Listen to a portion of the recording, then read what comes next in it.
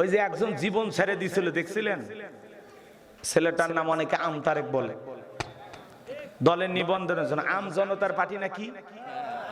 আজকে জনাব তারেক রহমান এই আম তারেক দেখে আবার ডাকতেছে, এদিকে আস, দেখে একটু হাত ধরে মুসাফা করলেন এবং পিঠে একটু হাত বলা দিন, জীবন তো বেচারা ধন্য হয়ে গেল। এই তারেক সাহেব অনশনে বসলো দলের নিবন্ধনের জন্য। ভোট তো কতগুলো পাইছে দেখছেন। ওনার ভাবসাব ছিল যে এই মনে হয় বাংলাদেশের প্রধানমন্ত্রী, কথা কয় না, এ যারে পায় তারই গালি দেয়। আমিরে জামাত ডক্টর শফিকুর রহমানকে নিয়ে যা ইচ্ছা তাই বলে, কথা বলে না কেন। ইসলামী আন্দোলনের কোন মানুষকে দেখতে পারে না, চরমনায়ের পীর কেউ গালে, জামাত ইসলামের আমির কেউ গালে, কথা বলে না কেন। সে আম তারেক আজকে প্রধানমন্ত্রী হাত ধরে মুসাফা করার ভাগ্য পাইছে। জনাব তারেক রহমান তার সাথে মুসাফা করছে। সোশ্যাল মিডিয়াতে আপনারা ভিডিওটা দেখছেন, অলরেডি সোশ্যাল মিডিয়া ভাইরাল হয়ে গেছে। রাগ করতেছেন আপনারা? আমি যে কথা বলতে চাচ্ছিলাম কথা মানে আপনারা ভুলেই গেলেন, রাগ করছেন? তাহলে ক্ষমতার চেয়ার ফাঁকা থাকে, হ্যাঁ, ফাঁকা চেয়ার পূরণ হয়ে যায়। আপা আসার কথা ছিল, আসলো না, আর আসবে কিনা জানিও না, কথা বলেন। উনি শুধু ইসলাম আলাদেরকে এতটা ঘৃণা না করলে, আলেম ওলামাদের ওপর, সাধারণ মানুষের ওপর এত নির্যাতন জুলুম না করলে ওনার এইভাবে চলে যাওয়া লাগতো না, কথা বলেন ঠিক কিনা। তো যাই হোক, মালিকের ফয়সালা যেটা হবে তার ভিতরে কল্যাণ আছে না নাই? আমরা ধরেই নিছিলাম ওরা মৃত্যু পর্যন্ত থাকবে, কেউ ভাবিনি যে 24 সালে আল্লাহ এইভাবে খেলা ঘুরাইয়া দিবে, কথা বোঝেন নাই? এই জন্য ক্ষমতা কারো চিরস্থায়ী নয়, কেউ চিরকাল ক্ষমতায় থাকবে না। আজকে তাম পৃথিবীতে যারা মুসলমানকে বৃদ্ধ আঙ্গুলি দেখায়, মুসলমানের রক্ত নিয়ে খেলা করতে মজা পায়, ওই জালেমেরা জানে না ওদেরও নমরুদ ফিরাউনের মতো পৃথিবীর জমিন থেকে বিদায় হতে হবে, কথা বলে ডেকেরা। কেউ ক্ষমতায় চিরকাল টিকে থাকবে পৃথিবীতে, কেউ স্থায়ী হয় না, হোক না সে নমরুদ কিবা ফিরাউন, কেউ ভাবে চিরকাল রয় না, কেউ ভাবে চিরকাল রয় না। সম্মানিত ভাইয়েরা আমার, লম্বা আমি করব না। হযরত বেলাল দিকে বলে, নবী আমার জীবনের কোনো দাম নাই, আমার বোনে বোমাকে বলেছিলাম উটদম বা ছাগল পেশাব পায়খানা করে দেয়, এই ঘরে থাকতে আমার বড় কষ্ট হয়। ও মায়া ডেকে বলে, বেলাল উটদম বা ছাগলের দাম আমার কাছে আছে, কিন্তু তোর মতো কালো হাফসি বেলালের দাম আমার কাছে নাই। নবী আমার জীবনের কোনো দাম না, আপনি শুধু দোয়া করেন মৃত্যু পর্যন্ত যেন কালেমার পথে টিকে থাকতে পারি।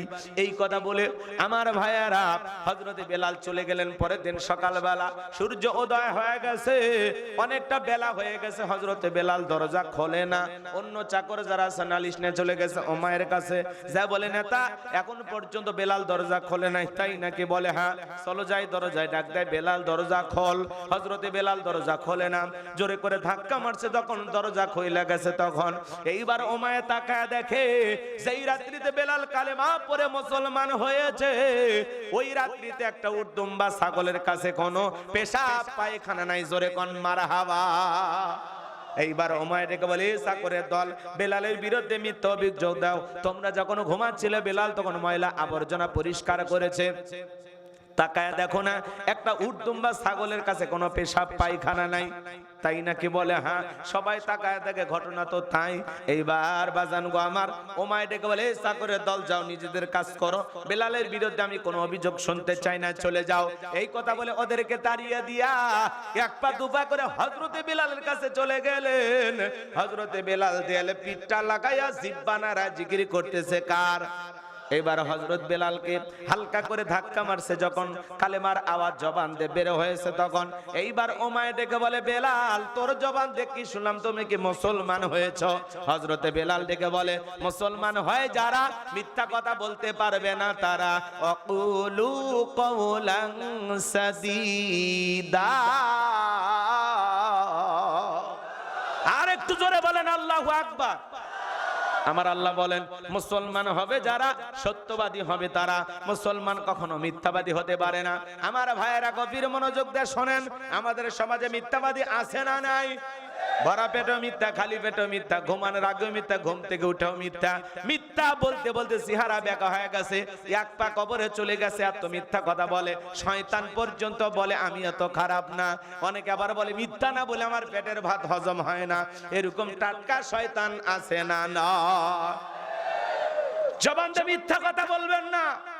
একটা মিথ্যা কথা বললে ওই মিথ্যাকে ঢাকার জন্য আরো 10টা মিথ্যা বানায় বলতে হয়।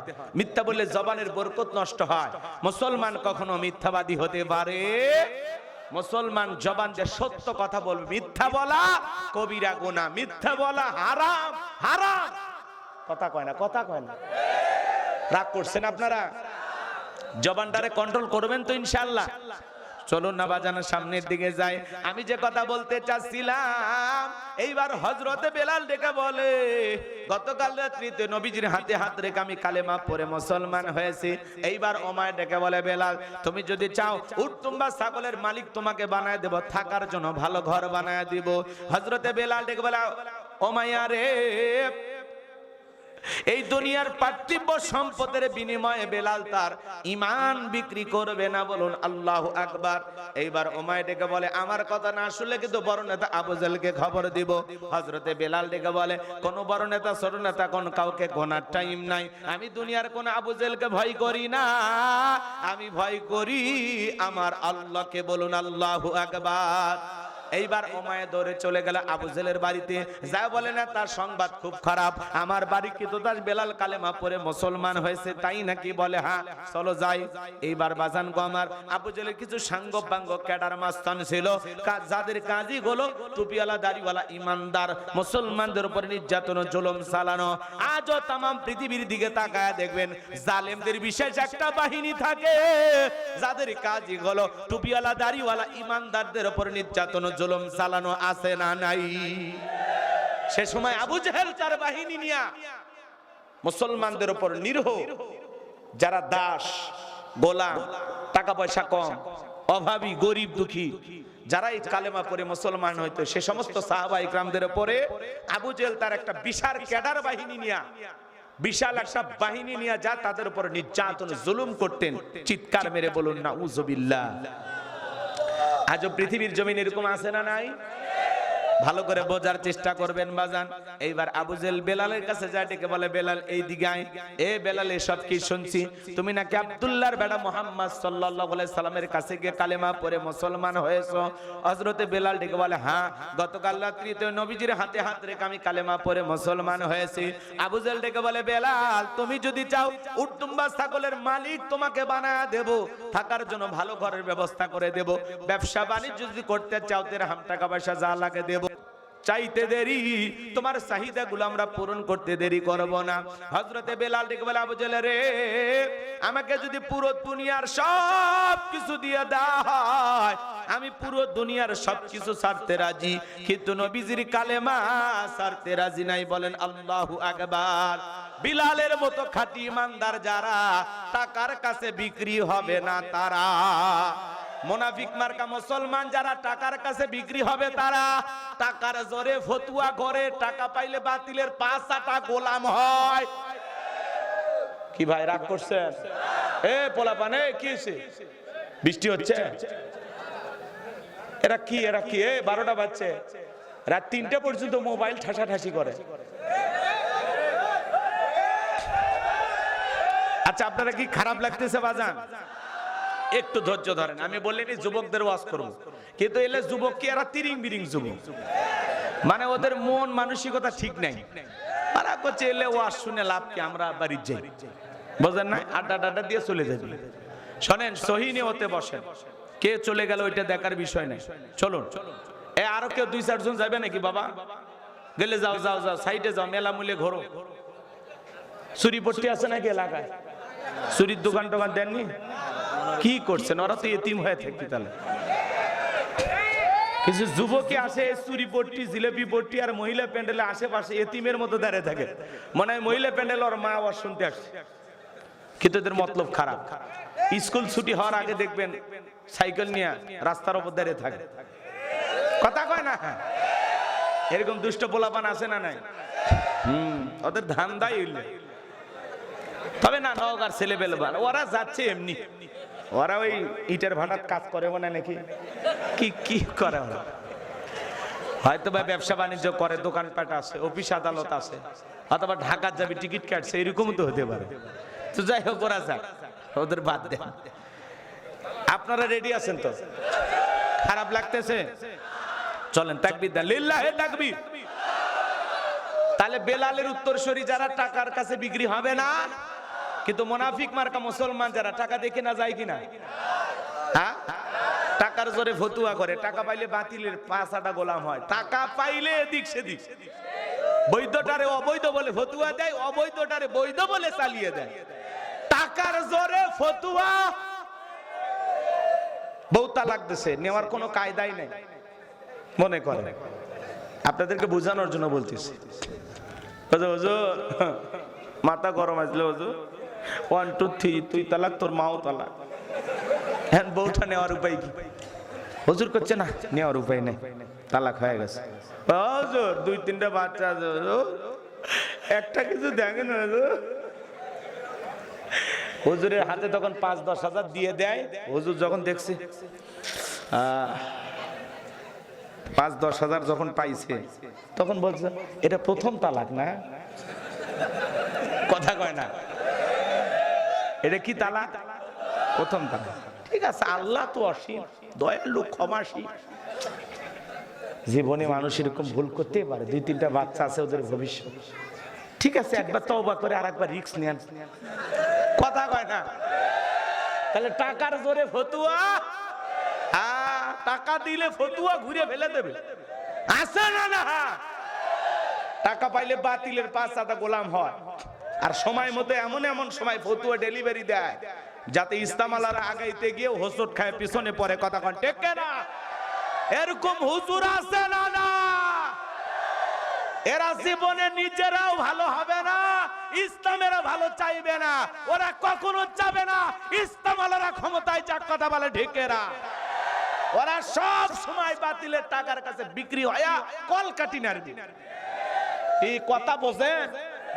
নাম ধরে বললে আবার রাগ করবে, অল্পতেই বোঝেন। আমার ভাইয়েরা চলেন না, সামনের দিকে যায়। এইবার এই কথা যখন বললেন, বেলালের কথা শোনার পরে আবু জাহেল ডেকে বলে, বেলাল রে, এত বড় লোভনীয় প্রস্তাব দিলাম, রাজি হইলা না। সোজা আঙ্গুলে ঘেউ না উঠলে আঙ্গুল একটু বাঁকা করা লাগবে, এই কথা বলে যুবকদের লিয়ে দিল। যুবকের দল, বেলালকে চাবুক দিয়ে পিটানো শুরু করো। হযরত বেলালকে চাবুক দিয়ে পিটানো শুরু করা হলো। এরা যত জোরে চাবুক মারে, বেলাল তত জোরে কালেমা পড়ে, বলুন আল্লাহু আকবার। চাবুক দিয়ে পিটাইতে পিটাইতে কালো চামড়াগুলো ফেটে রক্ত ঝরতেছে। ইসলামের প্রথম মুয়াজ্জিন বেলালের। আবু জাহেল ডেকে বলে, বেলাল, চাবুক দিয়ে পিটাইতে পিটাইতে কালো চামড়াগুলো ফেটে রক্ত ঝরতেছে, তবু কি নবী মুহাম্মদ সাল্লাল্লাহু আলাইহি সাল্লামের কালেমা ছাড়বি না? হযরতে বেলাল ডেকে বলে, আবু জাহেল রে, মারতে মারতে যদি মেরেও ফেলে দাও, জীবনটা দিতে রাজি, নবীজির কালেমা ছাড়তে রাজি নাই, বলেন আল্লাহু আকবার। এবার আবু জাহেল ডেকে বলে, এ যুবকের দল, পায়ে রশি বাঁধাও। হযরতে বেলালের পায়ে রশি লাগাও, উটের পায়ের সঙ্গে বাঁধো, আর আরবের উত্তপ্ত গরম বালিতে শেষরে শেষরে না ঘোরো, তাই করা হলো। হযরতে বেলালের পায়ে রশি লাগাইয়া উটের পায়ের সঙ্গে বাইদা আরবের উত্তপ্ত গরম বালিতে শেষরে শেষরে না ঘোরা গুলো বাজার। আরবের বালিগুলো এত গরম, চাল দিলে মুড়ি হয়ে যায়।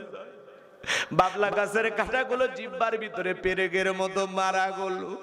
বিকেল বেলা এসে ডেকে বলে, বেলাল, চাবুক দিয়ে পিটাইলাম, পায়ে রশি লাগায় নিয়ে ঘুরলাম, তবু কি নবী মুহাম্মদ সাল্লাল্লাহু আলাইহি সাল্লামের কালেমা ছাড়বি না?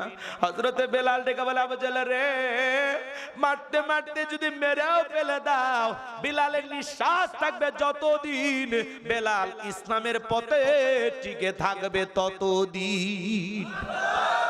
আর একটু জোরে বলেন আল্লাহু আকবার। আবু জাহেল ডেকে বলে, হে যুবকের দল, বড় একটা পাথর নিয়ে এসে বেলালের বুকের উপরে চাপায়া দাও। আবু জাহেল মনে করলো বড় পাথরে চাপা রাখাতে বেলাল মারা যাবে। এই কথা ভেবে বড় একটা পাথর বুকে চাপায়া দিয়া কাফেররা যখন চলে গেল, হযরতে বেলালের হাত বাঁধা, পা বাঁধা, বুকের উপরে বিশাল বড় পাথর, আর রক্তাক্ত জিহ্বাটা নাড়াইয়া বেলাল তবুও জিকির করতেছে কা। ও নওগাঁর মুসলমান ভাইয়েরা, নিয়ামতপুরের বাবাজিরা, এ ঘুঘুডাঙ্গার তরুণ সমাজেরা, আপনাকে আমাকে জিকিরি করার জন্য কেউ মারে না, পেটে না, ধমক দেয় না, তবু আমরা কপাল পরে আল্লাহর জিকিরি করি না। হাদিস শরীফের ভিতরে আসছে বাজান, নবীজি বলেছেন যার জিহ্বাটা আল্লাহর জিকিরে তরু তাজা থাকে, আল্লাহর জিকিরে ভিজা থাকে, ওই জিহ্বাওয়ালা মানুষ কোনোদিন জাহান্নামের আগুনে জ্বলবে না। বলুন সুবহানাল্লাহ। আমার আল্লাহ বলেন ফাযকুরুনি আযকুরুকুম ওয়াশকুরুলি ওয়ালা তাকফুরুন, তোমরা আমারে স্মরণ করো, আমি আল্লাহ তোমাদেরকে স্মরণ করব। কৃতজ্ঞতা প্রকাশ করো, অকৃতজ্ঞ হয় না। এবার জিকির করার জন্য আলাদা সময় লাগে না। মাঠে ময়দানে কাজ করতে করতে আল্লাহর জিকির করা যায়, ব্যবসা বাণিজ্য করতে করতে আল্লাহর জিকির করা যায়, অফিস আদালতে বসে বসে আল্লাহর জিকির করা যায়, রাস্তা দিয়ে হাঁটতে হাঁটতে আল্লাহর জিকির করা যায়, রিক্সা ভ্যান চালাইতে চালাইতে আল্লাহর জিকির করা যায়। সব সময় জবানে আল্লাহর জিকির চালু রাখতে হবে। মা বোন যারা আবার শুনতেছেন, মা মাসে কয়েকদিন আপনাদের নামাজ পড়া নিষেধ আছে, কিন্তু জিকির করার জন্য নিষেধ নাই মা। ওই সময়গুলোতে আপনারা বেশি বেশি করে জিকির করে কাটাবেন। জিকির করতে কোনো বাধা নাই, সব সময় জবানে জিকির চালু রাখবেন। সুবহানাল্লাহ, আলহামদুলিল্লাহ, লা ইলাহা ইল্লাল্লাহ, আল্লাহু আকবার, সুবহানাল্লাহি ওয়া বিহামদিহি, সুবহানাল্লাহিল আযীম, আল্লাহু আকবার।